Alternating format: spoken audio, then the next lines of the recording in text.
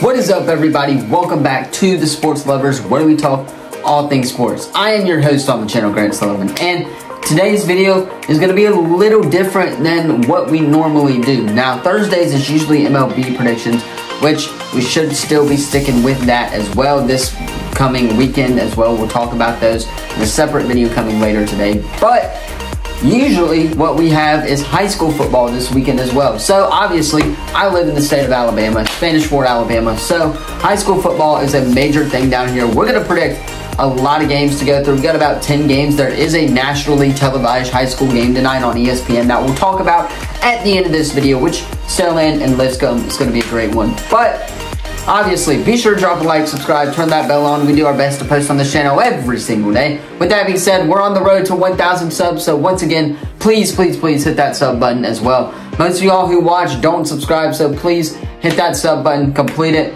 All you got to do is press one button. I've even made it easy for you, being it right here as well. So obviously, you guys know what to do.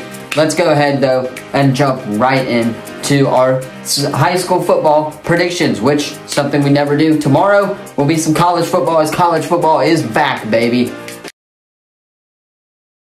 All right, so our first high school football game of the year is Daphne and Murphy. Now, Daphne was absolutely terrible last year. If you guys know anything about Alabama high school football, which I know most of my viewers do because they are in state, but if you guys know anything about high school football, know that Daphne was pretty bad. So was Murphy as well. Murphy struggled a little bit, but Murphy was the better team last year. So I'm basing this off of last year for this game, and I'm going to go Murphy at home. I think Murphy's got a better squad than they have this year. I still think Daphne's struggling a little bit finding a quarterback as well. They also don't really have a defense either. So without those two things, I mean, you're in for a rough one, and I just think Murphy is the better team. I actually do believe Murphy has a pretty good quarterback this year. Can't remember his name, but I do think that Murphy has a decent quarterback this year, and I think that they'll get the job done against Daphne tonight, or against Daphne later tonight as well. So moving on, Fairhope and your Spanish Fort Toros. Now, I go to Spanish Fort High School as well, so obviously I'm going to be in the band at Spanish Fort High School marching this game, so I'll be there. I'll also hopefully try to report on a little bit of the other games while those are happening as well for you guys who do want to keep up with this stuff. But I am going to take Spanish Fort Toros at home here. I think Fairhope, they have 23 seniors. Actually, I think it's 31 seniors now. They have 31 seniors. Fairhope, we don't have a lot of seniors. I believe we have like 23 or something. So obviously that's going to play a big factor into that. Fairhope did beat us last year, yes, but it was off of one pretty good play that we should have had covered, but we didn't. But I expect Spanish Fort to come out. Sterling Dixon, obviously the 4-star commit to Bama. If you guys don't know who he is, go give him a follow on Instagram. And also, he is a 4-star commit cornerback for Alabama as well. Our defense looks pretty strong from what I've heard as well, from my sources as well. Our defense looks strong. It's what our offense can't do with struggle. And I think that Spanish Fort is going to prevail, though. I think the offense will get it together. They did put up 10 points in their scrimmage game against St. Michael's last week. So obviously, that was varsity / JV. JV also played. JV struggled a little bit, but I'm expecting Spanish Fort varsity to be on point this year. I'm expecting Spanish Fort to come out hot as well, especially with Sterling Dixon and with that defensive front that they have right now. With Cole McConaughey as well. Sterling Dixon, I think that the defense is going to be very strong for Spanish Fort. Now, the last Thursday game is St. Michael's and Gulf Shores. Now, Gulf Shores did have Brendan Bird, but they lost him this year, so I don't think Gulf Shores really has a quarterback this year to keep in mind for that one. That being said, though, St. Michael's did struggle a little bit in the Jamboree game last week. So, therefore, I am taking Gulf Shores here at home. It's at home for Gulf Shores as well. St. Michael's struggled on the road as well, is what it looks like. So that being said, going off of last week, I'm taking Gulf Shores here at home as well. Now, moving on to our Friday games as well. Faith Academy, Jefferson Davis. Now, I don't know much about these two teams. I know Faith did make the playoffs last year, I want to say.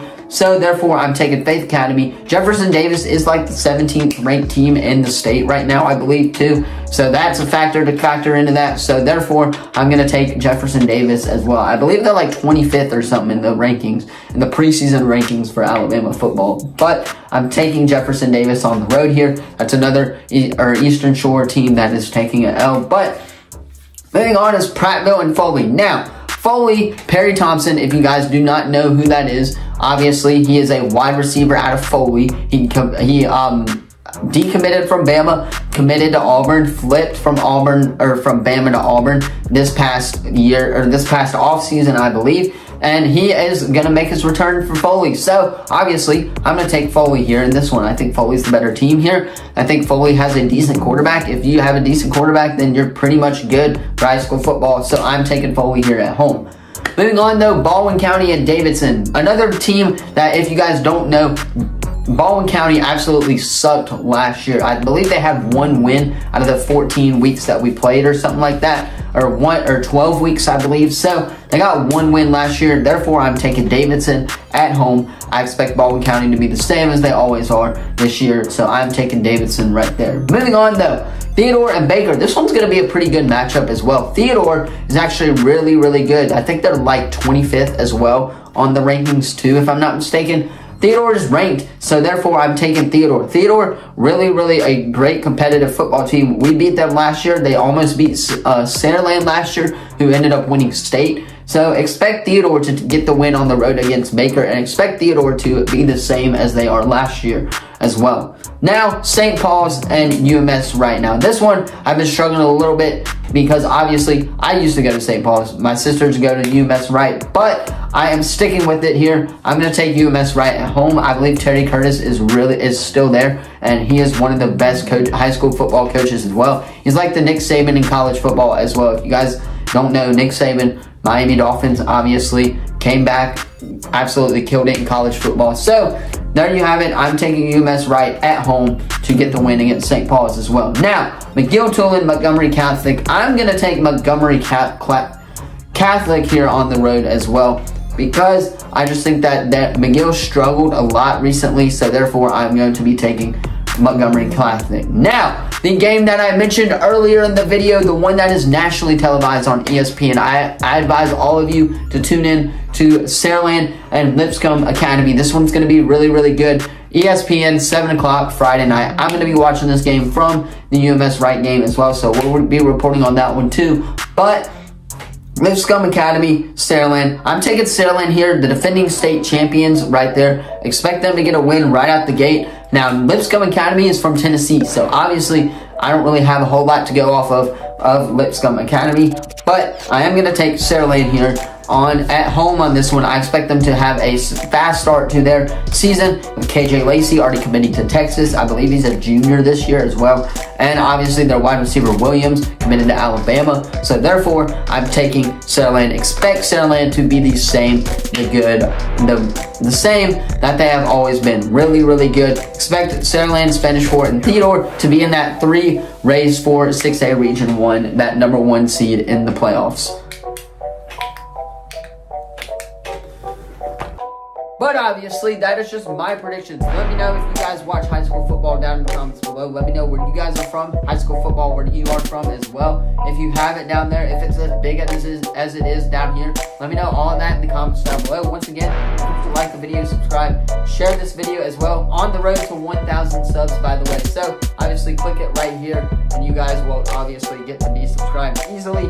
Therefore, obviously, on the road to 1,000 with that Noah Igbenogany interview is what we're shooting for by the end of this year. That's the goal. But as always, thank you all so much for watching. Let me know what you thought of this video in the comments down below. If you are going to tune into Alabama high school football this year because of us reporting on it or not. But let me know in the comments down below. Thank you all so much for watching, and I will see you guys in the next video.